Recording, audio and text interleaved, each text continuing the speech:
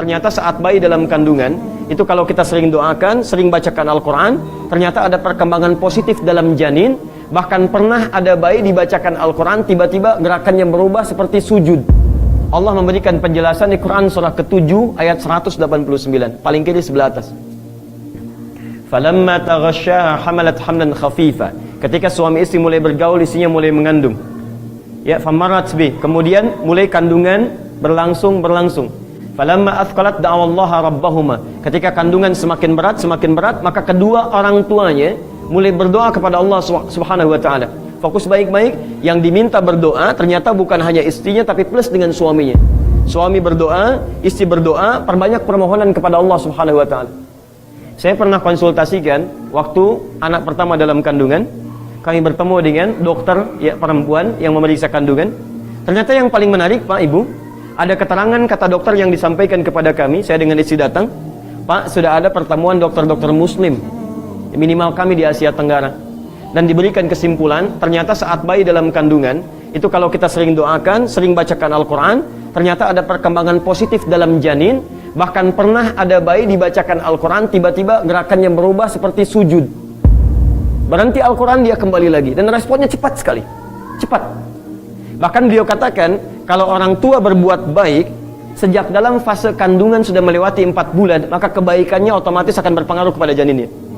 Jadi kalau antum misalnya usia 4 bulan kandungan sudah mulai rajin sholat, rajin beribadah, rajin mendekat kepada Allah, maka suasana kebaikan-kebaikan yang antum ciptakan itu otomatis akan langsung berpengaruh pada keadaan janin. Ini penemuan kekinian.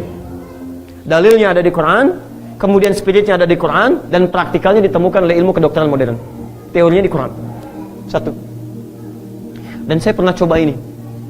Jadi kami pernah coba pada anak yang pertama saat dikandung plus anak yang kedua, itu Masya Allah.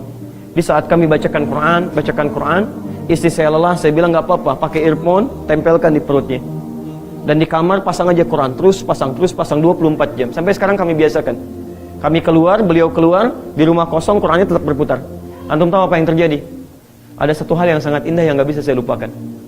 Satu kali saya pulang dari dakwah, tiba-tiba anak pertama menangis luar biasa dan tidak berhenti. Saya bilang, kenapa menangis terus? Istri saya bilang, nggak tahu, dari tadi nggak bisa didiamkan. Saya coba kemudian renungkan, coba kita diam sebentar. Setelah itu saya katakan, coba ganti suratnya ke Ar-Rahman. Begitu dia ganti ke Ar-Rahman, dia diam. Coba kembalikan kepada surah yang tadi. Begitu dikembalikan, dia nangis lagi. Antum tahu apa yang terjadi?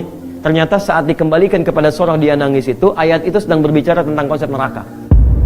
Dia sedang berbicara tentang azab, tentang siksa dan sebagainya. Dikembalikan kepada Ar-Rahman, dia tenang lagi. Antum bayangkan, bayi yang terus mendengar Al-Quran punya kebiasaan sampai peka dengan ayat-ayat yang dibacakan kepadanya. Dia bisa merangkak ketika mendengar bacaan Quran. Saya dengan istri murajaah, dia kejar-kejar, dia ambil mushafnya. Dia bisa berdiri ketika mendengar bacaan Quran dalam sholat. Dia bawa sapu, dia pengen dengar, sampai dia bisa berdiri. Dan dia bisa berlari ketika mengejar untuk menunaikan sholat, sampai kami berikan sajadah kecilnya.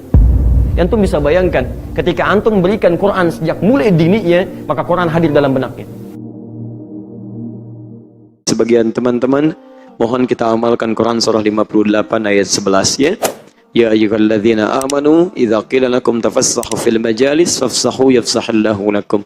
Hei orang-orang beriman, jika diinfokan pada kita, ayo kita share, luaskan supaya orang lain mendapatkan kenyamanan yang sama, maka cepat respon.